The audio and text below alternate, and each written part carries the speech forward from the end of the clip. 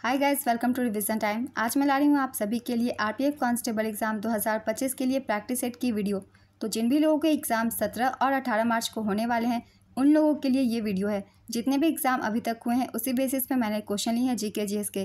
तो जिनके भी एग्ज़ाम होने वाले हैं वो इस वीडियो को ज़रूर देखें, आपको इस एग्ज़ाम में हेल्प मिलेगी इन क्वेश्चन से। तो चलिए स्टार्ट करते हैं आज की ये वीडियो। मगर वीडियो को स्टार्ट करने से पहले अगर आप चैनल पर पहली बार आएँ तो चैनल को ज़रूर सब्सक्राइब कर लें और साथ ही इस वीडियो को लाइक भी ज़रूर कर दें। तो चलिए स्टार्ट करते हैं आज के प्रैक्टिस सेट के सारे important questions. Question number 1, Bengal विभाजन के समय वायसराय कौन था? इसका आंसर है लॉर्ड कर्जन। बंगाल विभाजन के समय भारत का वायसराय लॉर्ड कर्जन था।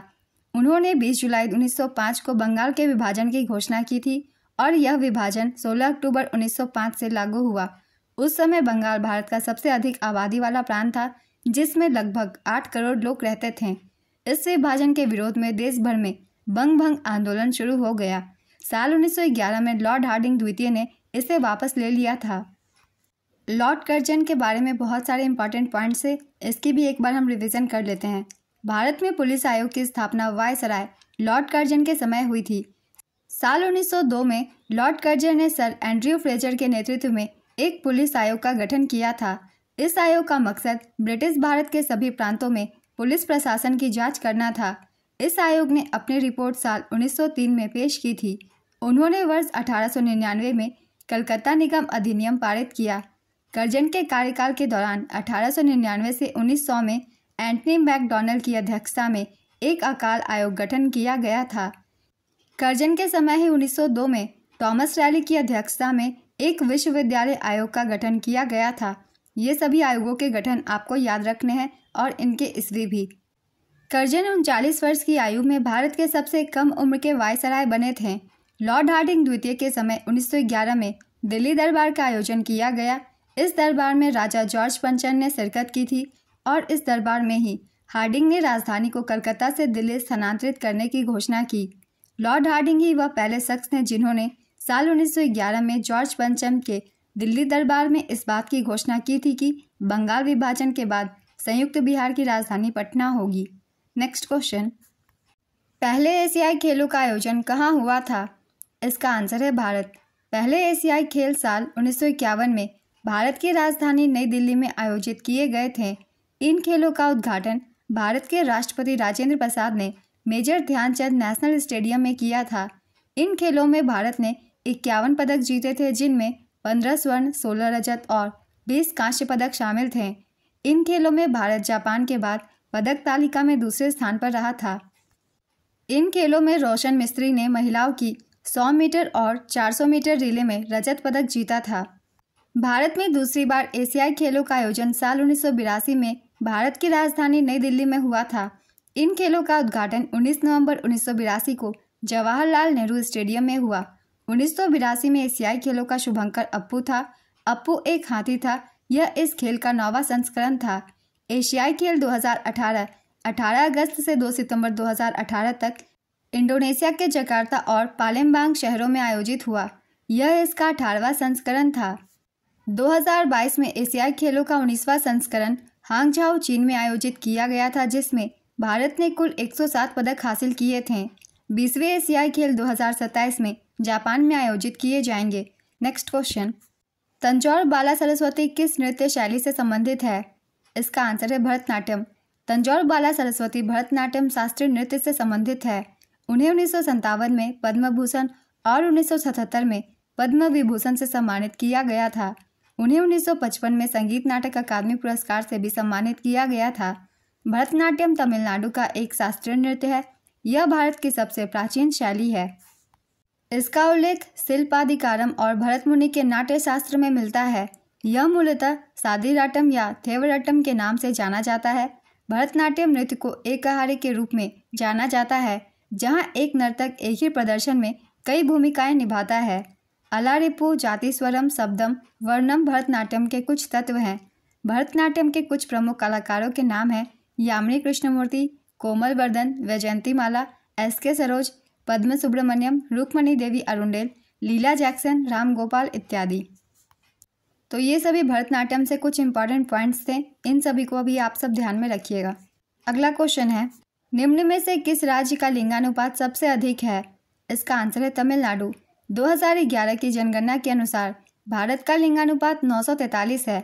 2001 की जनगणना के अनुसार भारत का लिंगानुपात 933 है। 2011 की जनगणना के अनुसार सर्वाधिक लिंगानुपात वाला राज्य केरल है। यहाँ के लिंगानुपात 1084 है। दूसरे स्थान पर है तमिलनाडु। यहाँ के लिंगानुपात 996 है। तो आपको आंसर जो ऑप्शन में दिए हुए राज्य हैं उनमें से करना था। तो दूसरे नंबर पे तमिलनाडु है, तो इसका आंसर तमिलनाडु होगा। अगर केरल होता ऑप्शन में तो सही आंसर इसका केरल होता। तीसरे स्थान पे है आंध्र प्रदेश। यहाँ के लिंगानुपात 993 है। चौथे स्थान पे है मणिपुर। यहाँ के लिंगानुपात 992 है। पाँचवें स्थान पे है छत्तीसगढ़। यहाँ के लिंगानुपात 991 है। 2011 की जनगणना के अनुसार न्यूनतम लिंगानुपात वाला राज्य हरियाणा है। यहाँ 879 लिंगानुपात है। न्यूनतम लिंगानुपात वाला दूसरा राज्य जम्मू कश्मीर है। यहाँ की 889 है। तीसरा राज्य सिक्किम है। यहाँ के लिंगानुपात 890 है। चौथे स्थान पे पंजाब है। यहाँ के लिंगानुपात 895 है। पाँचवें स्थान पे उत्तर प्रदेश। यहाँ की है लिंगानुपात 912। तो ये सबसे कम लिंगानुपात वाले राज्य थे। अब देख लेते हैं 2011 की जनगणना के अनुसार सर्वाधिक लिंगानुपात वाला केंद्र शासित प्रदेश। तो सबसे ज़्यादा लिंगानुपात वाला केंद्र शासित प्रदेश पुदुचेरी है। यहाँ के लिंगानुपात है 1037। लिंगानुपात में दूसरा स्थान लक्षद्वीप का है। इसकी है 947। न्यूनतम लिंगानुपात वाला केंद्र शासित प्रदेश दमन और दीव है। अगला क्वेश्चन है, किस पंचवर्षीय योजना के बाद रोलिंग प्लान लागू किया गया था? इसका आंसर है 5वीं पंचवर्षीय योजना। जनता सरकार ने 1977 से 78 में 5वीं पंचवर्षीय योजना को अस्वीकार कर दिया और एक नई 6ठी पंचवर्षीय योजना शुरू की, जिसे रोलिंग प्लान के रूप में जाना जाता है। इस रोलिंग प्लान की समय अवधि थी 1978 से 80। भारत में रोलिंग योजना को डीटी लकड़वाला को लागू करने का श्रेय दिया जाता है। रोलिंग योजना की अवधारणा गुनार मेडल द्वारा गढ़ी गई थी। 24 मार्च 1977 को जनता पार्टी की सरकार बनी और मोरारजी देसाई प्रधानमंत्री बने थे। 6ठी पंचवर्षीय योजना को कांग्रेस सरकार के प्रधानमंत्री श्रीमती इंदिरा गांधी द्वारा समय से पहले ही 1980 में समाप्त कर दिया गया। 5वीं पंचवर्षीय योजना का कार्यकाल 1974 से 1978 ईस्वी तक का था। इनमें से कौन बैडमिंटन खिलाड़ी हैं? सुमित अंतिल, अमन सहरावत, देवेंद्र झाझड़िया, प्रमोद भगत। इसका आंसर है प्रमोद भगत। सुमित अंतिल जैवलिन थ्रो से संबंधित है। अमन सहरावत फ्री स्टाइल कुश्ती से जुड़े हैं। देवेंद्र झाझड़िया पैरालंपिक भाला फेंक खिलाड़ी हैं। प्रमोद भगत पैरा बैडमिंटन खिलाड़ी हैं। वह बिहार के वैशाली जिले के हाजीपुर से हैं। उन्होंने टोक्यो 2020 पैरालंपिक में पुरुष एकल SL3 वर्ग में स्वर्ण पदक जीता था। नेक्स्ट क्वेश्चन, भारतीय नौसेना के 26वें नौसेना अध्यक्ष कौन है? इसका आंसर है दिनेश त्रिपाठी। ये 26वें नंबर के हैं। इससे पहले 25वें नंबर के नौसेना अध्यक्ष थे admiral R Hari Kumar. Next question, 1956 के औद्योगिक नीति संकल्प ने किसका आधार बनाया था? इसका आंसर है दूसरी पंचवर्षीय योजना का। द्वितीय पंचवर्षीय योजना का काल 1956 से 61 तक का था। द्वितीय पंचवर्षीय योजना PC महाल नोबिस मॉडल पर आधारित थी। यह पंडित जवाहरलाल नेहरू के नेतृत्व में लॉन्च हुई थी और इसके उपाध्यक्ष VT कृष्णमाचारी थे। इस योजना का प्रमुख उद्देश्य बुनियादी और भारी उद्योगों के विकास पर विशेष जोर देने के साथ साथ तेजी से औद्योगिकीकरण था। योजना का आकार था 4,800 करोड़ रुपए का। इस योजना में GDP का वार्षिक लक्ष्य 4.5% था, लेकिन इसकी कमी हुई और विकास दर 4.1% ही रही। द्वितीय पंचवर्षीय योजना के दौरान 1957 में परमाणु ऊर्जा आयोग बनाया गया था, जिसका नेतृत्व पहली बार होमी जहांगीर भाभा ने किया। द्वितीय पंचवर्षीय योजना में राउरकेला ओडिशा, भिलाई छत्तीसगढ़ व दुर्गापुर पश्चिम बंगाल में इस्पात संयंत्रों की स्थापना हुई। इंटीग्रल कोच फैक्ट्री तथा चितरंजन लोकोमोटिव्स की भी स्थापना द्वितीय पंचवर्षीय योजना के दौरान हुई। तो ये सारे इंपॉर्टेंट पॉइंट्स थे द्वितीय पंचवर्षीय योजना से संबंधित। नेक्स्ट क्वेश्चन, प्रधानमंत्री मुद्रा योजना के तहत शिशु ऋण में कितने रुपए तक की धनराशि दी जाती है? इसका आंसर है 50,000 रुपये तक की। मुद्रा योजना का पूरा नाम है micro units development refinance agency. इसकी शुरुआत 8 अप्रैल 2015 को हुई थी। मुद्रा योजना में 3 श्रेणियां हैं। पहला है शिशु, इसके अंतर्गत 50,000 रुपये तक का ऋण दिया जाता है। दूसरा है किशोर, इसके अंतर्गत 50,000 रुपये से 5 लाख रुपए के बीच का ऋण दिया जाता है। और तीसरा है तरुण, इसमें 5 लाख से 10 लाख रुपए के बीच का ऋण दिया जाता है। वित्त मंत्री निर्मला सीतारमण ने केंद्रीय बजट 2024 के दौरान मुद्रा योजना के तहत मिलने वाले ऋण की सीमा को बढ़ाकर 20 लाख रुपए कर दी है। पहले यह सीमा 10 लाख की थी। यह सुविधा उनके लिए है जिन्होंने पहले तरुण श्रेणी के तहत लिए गए ऋणों का लाभ उठाया है और सफलतापूर्वक चुकाया है। नेक्स्ट क्वेश्चन, भारत के सबसे लंबे समय तक सेवारत कैबिनेट सचिव कौन थे जो 5 साल की सेवा के बाद सेवानिवृत्त हुए? इसका आंसर है राजीव गौबा। राजीव गौबा 30 अगस्त 2024 को सेवानिवृत्त हुए। वर्तमान में भारत सरकार के कैबिनेट सचिव टीवी सोमनाथन हैं। ये 33वें कैबिनेट सचिव हैं। भारत सरकार के पहले कैबिनेट सचिव एनआर पिल्लई थे जो 6 फरवरी 1950 को नियुक्त हुए थे। नेक्स्ट क्वेश्चन, पद्मजा सुरेश किस शास्त्रीय नृत्य से संबंधित हैं? इसका आंसर है भरतनाट्यम। रज पर्व मानसून की शुरुआत और पृथ्वी के नारित्व का जश्न मनाने वाला एक अनूठा त्यौहार है। यह किस राज्य में मनाया जाता है? इसका आंसर है उड़ीसा। इसे मिथुन संक्रांति के नाम से भी जाना जाता है। यह नारित्व का 3 दिवसीय त्यौहार है। यह त्यौहार जून के महीने में मनाया जाता है। नेक्स्ट क्वेश्चन, भारतीय संविधान के किस अनुच्छेद के अनुसार राज्य कुछ मामलों में काम, शिक्षा और सार्वजनिक सहायता का अधिकार सुनिश्चित करेगा? इसका आंसर है अनुच्छेद 41। पानी और स्विमिंग पूल को साफ करने के लिए किस विरंजक चूर्ण का प्रयोग किया जाता है? इसका आंसर है कैल्शियम हाइपोक्लोराइट। इसका रासायनिक सूत्र है CaOCl2। राज्यपाल को पद ग्रहण के समय किसके द्वारा शपथ दिलाई जाती है? इसका आंसर है राज्य के उच्च न्यायालय के मुख्य न्यायाधीश के द्वारा। भारतीय संविधान के अनुच्छेद 159 के मुताबिक राज्यपाल को शपथ राज्य के उच्च न्यायालय के मुख्य न्यायाधीश दिलाते हैं। अगर मुख्य न्यायाधीश अनुपस्थित रहे तो न्यायालय के सबसे वरिष्ठ न्यायाधीश शपथ दिलाते हैं। राज्यपाल की नियुक्ति राष्ट्रपति करते हैं। राज्यपाल मुख्यमंत्री और राज्य के अन्य मंत्रियों को शपथ दिलाते हैं। Next question, Na2SO4 + BaCl2 tends to BaSO4 + 2 NaCl। यह किस प्रकार की अभिक्रिया का उदाहरण है? इसका आंसर है द्विविस्थापन अभिक्रिया। चट्टानों के अंदर मौजूद पानी को क्या कहा जाता है? इसका आंसर है भूजल या जलभृत। चट्टानों के अंदर मौजूद पानी को भूजल या जलभृत कहते हैं। यह पृथ्वी की सतह के नीचे रेत और चट्टानों के बीच दरारों और छिद्रों में पाया जाता है। पूना समझौता किन के बीच हुआ था? इसका आंसर है महात्मा गांधी और डॉक्टर भीमराव अंबेडकर। पूना समझौता महात्मा गांधी और डॉक्टर भीमराव अंबेडकर के बीच हुआ था। यह समझौता 24 सितंबर 1932 को पूना के यरवदा सेंट्रल जेल में हुआ था। इस समझौते के जरिए दलित वर्गों के राजनीतिक प्रतिनिधित्व को बढ़ावा दिया गया था। इस समझौते के तहत ब्रिटिश भारत की विधायिका में दलितों के लिए चुनावी सीटें आरक्षित की गई थी। इस समझौते के तहत दलितों को 148 सीटें दी गईं। यह आरक्षण ब्रिटिश प्रधानमंत्री रामसे मैकडोनाल्ड के प्रस्ताव से दोगुना था। इस समझौते पर मदन मोहन मालवीय ने हस्ताक्षर किए थे। इस समझौते पर वायसराय लॉर्ड वेलिंगटन की अवधि के दौरान हस्ताक्षर किए गए थे। इस समझौते ने गांधी जी द्वारा जेल में किए गए उपवास को खत्म कर दिया था। इस समझौते की पृष्ठभूमि सांप्रदायिक पुरस्कार थी। इसकी शुरुआत ब्रिटिश प्रधानमंत्री रामसे मैकडोनाल्ड ने की थी। पूना समझौता से ये सभी पॉइंट्स भी बहुत ही इंपॉर्टेंट है। इन सभी को आप सब याद रखिएगा। अगला क्वेश्चन है, अरुणाचल प्रदेश में मोनपा जनजाति के द्वारा कौन सा त्यौहार मनाया जाता है? इसका आंसर है लोसर त्यौहार। लोसर त्यौहार मोनपा जनजाति और तिब्बती बौद्ध समुदाय के लोग मनाते हैं। अरुणाचल प्रदेश में लोसर त्यौहार मोनपा जनजाति के लोग मनाते हैं। ये लोग पश्चिमी कामेंग और तवांग जिलों में रहते हैं। नेपाल में तामू लोसर महोत्सव गुरुंग समुदाय के लोग मनाते हैं। यह त्यौहार गुरुंग आबादी वाले जिलों में धूमधाम से मनाया जाता है। चलिए कुछ और भी हम जान लेते हैं त्यौहारों को। कौन से त्यौहार किस राज्य में मनाए जाते हैं? लद्दाख में भी लोसर महोत्सव को तिब्बती नववर्ष के नाम से जाना जाता है और इसे लद्दाख में मनाया जाता है। सोलुंग त्यौहार, यह त्यौहार अरुणाचल प्रदेश में मनाया जाता है। लोकरंग महोत्सव मध्य प्रदेश में, सिरुई लिली महोत्सव मणिपुर में, हॉर्नबिल महोत्सव नागालैंड में, रण उत्सव गुजरात में, गोची उत्सव हिमाचल प्रदेश में, फसल उत्सव नबन्ना पश्चिम बंगाल में, बोनालू उत्सव तेलंगाना में, माजुली फेस्टिवल असम में, अटला टड्डे त्यौहार आंध्र प्रदेश तेलंगाना में, गोचा महोत्सव छत्तीसगढ़ में, वांगला उत्सव मेघालय में, बस्तर दशहरा छत्तीसगढ़ में, निशागंधी महोत्सव केरल में, मायोको त्यौहार अरुणाचल प्रदेश में, सुमंग लीला उत्सव मणिपुर में, भूमचू त्यौहार सिक्किम में, बलि जात्रा उत्सव ओडिशा में, खर्ची पूजा त्रिपुरा में, मोत्सू फेस्टिवल नागालैंड में, गुड़ी पड़वा महाराष्ट्र में, सागा दावा महोत्सव सिक्किम में।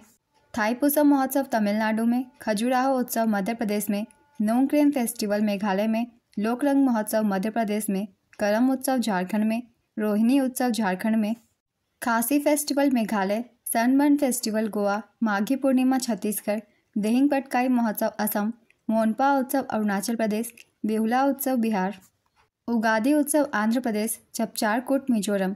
ये कुछ त्यौहार थे जो कि इन राज्यों में मनाए जाते हैं। इन सभी से ज़्यादातर क्वेश्चन पूछे जाते हैं, इसलिए इन्हें याद रखिएगा। नेक्स्ट क्वेश्चन, पैरालंपिक इतिहास में पहले शीतकालीन खेल स्वीडन में किस वर्ष आयोजित किए गए थे? इसका आंसर है 1976 में। पहला आधिकारिक पैरालंपिक खेल 1960 में रोम इटली में आयोजित किए गए थे। ये 1960 के ग्रीष्मकालीन ओलंपिक के साथ आयोजित किए गए थे। आधुनिक ग्रीष्मकालीन ओलंपिक की शुरुआत साल 1896 में एथेंस में हुई थी। ओलंपिक खेलों का आयोजन हर 4 साल में होता है। 1904 के ओलंपिक में पहली बार स्वर्ण, रजत और कांस्य पदक का प्रारूप अपनाया गया था। 1904 के ओलंपिक को तृतीय ओलंपियाड के खेल और सेंट लुइस 1904 के नाम से भी जाना जाता है। 1968 के ओलंपिक में अफ्रीकी अमेरिकी धावक टॉमी स्मिथ और जॉन कार्लोस ने मानवाधिकार बैच पहनकर पदक समारोह में हिस्सा लिया था।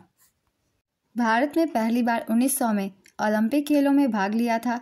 नॉर्मन प्रिचर्ड ने भारत का प्रतिनिधित्व किया था। उन्होंने एथलेटिक्स में 2 रजत पदक जीते थे। भारत ओलंपिक में भाग लेने वाला पहला एशियाई देश था। साल 1920 में भारत ने पहली बार ग्रीष्मकालीन ओलंपिक खेलों की टीम भेजी थी। साल 1928 में एम्स्टर्डम ओलंपिक में भारत ने हॉकी में अपना पहला स्वर्ण पदक जीता। साल 1952 के ग्रीष्मकालीन ओलंपिक में पहलवान केडी जाधव ने स्वतंत्र भारत के लिए अपना पहला व्यक्तिगत पदक जीता था। पहला शीतकालीन ओलंपिक खेल साल 1924 में फ्रांस के सैमोनिक्स में आयोजित किया गया था। इससे पहले अंतर्राष्ट्रीय शीतकालीन खेल सप्ताह कहा जाता था। साल 1926 में लिस्बन में आयोजित IOC सत्र में इसका नाम बदलकर प्रथम शीतकालीन ओलंपिक खेल कर दिया गया। भारत ने 1964 में ऑस्ट्रिया के इंसब्रुक में आयोजित शीतकालीन ओलंपिक में पहली बार हिस्सा लिया था।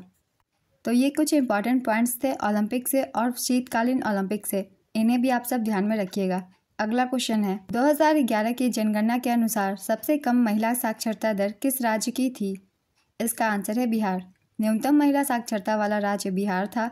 यहाँ की महिला साक्षरता दर थी 51.5%। दूसरे स्थान पर था राजस्थान। यहाँ की महिला साक्षरता दर 52.1% थी। तीसरे स्थान पर था झारखंड। यहाँ की महिला साक्षरता दर 55.4% थी। न्यूनतम महिला साक्षरता वाला केंद्र शासित प्रदेश दादरा और नगर हवेली है। यहाँ की महिला साक्षरता दर 64.3% है।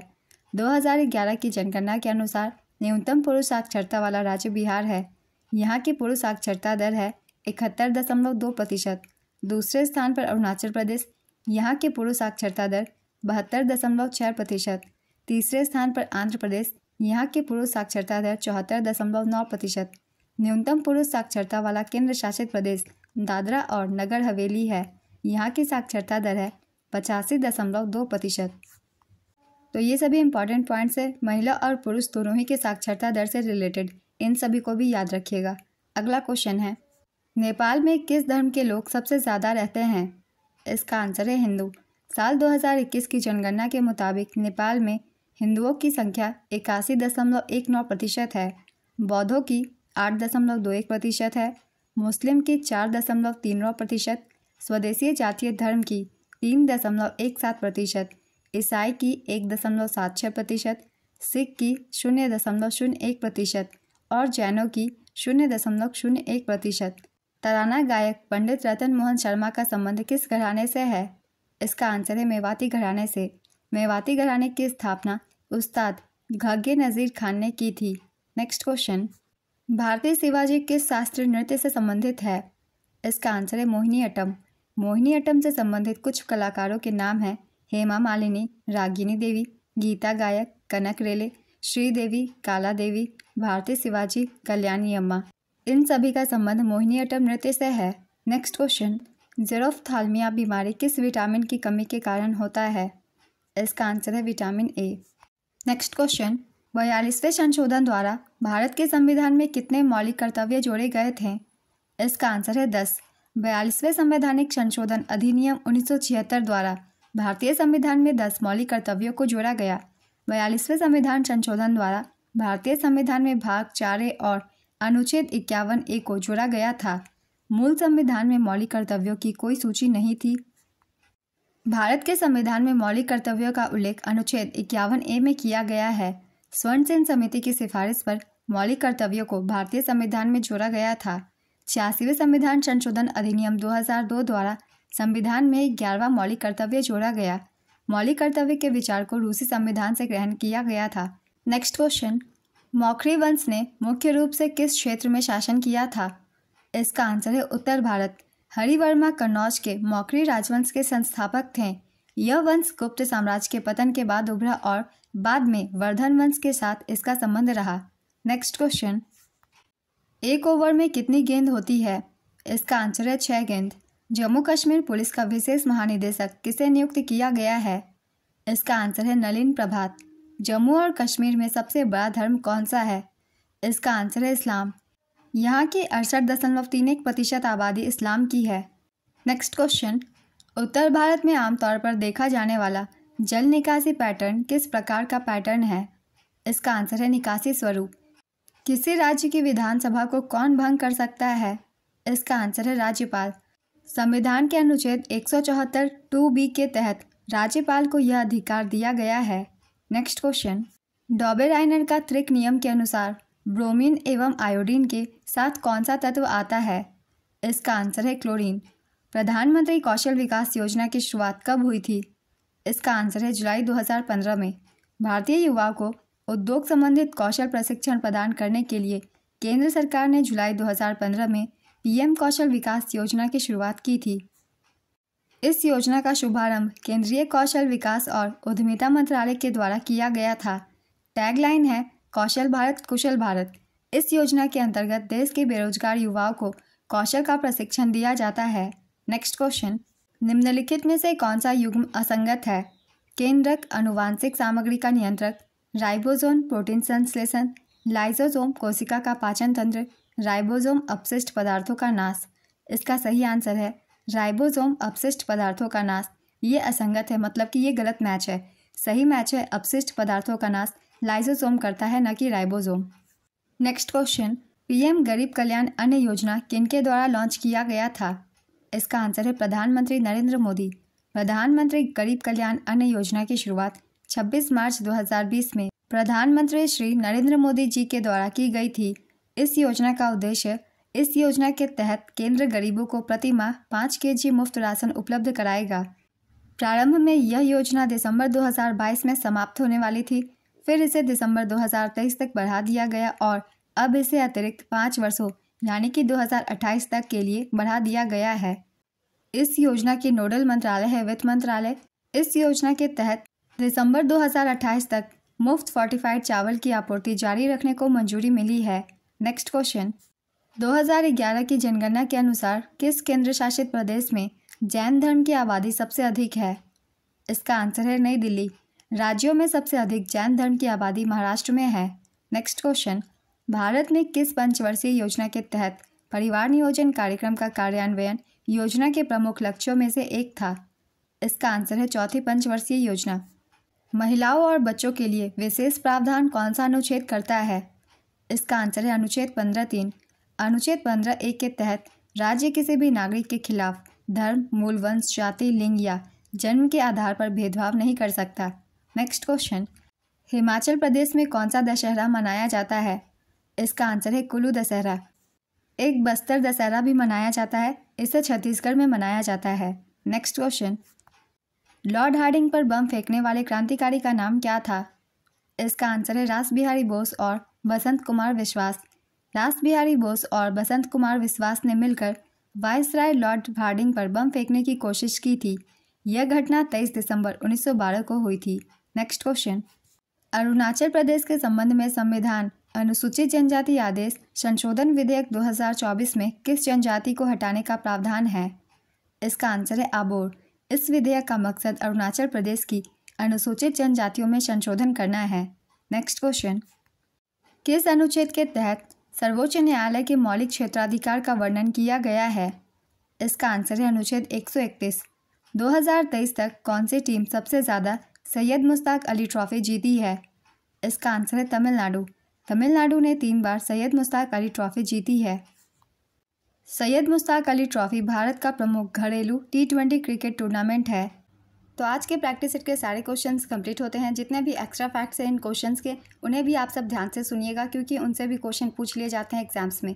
तो फिर मिलते हैं अगली वीडियो के साथ। ये वीडियो अगर आप सभी को हेल्पफुल लगी हो तो वीडियो को लाइक ज़रूर कर दें और साथ ही चैनल भी ज़रूर सब्सक्राइब कर लीजिए।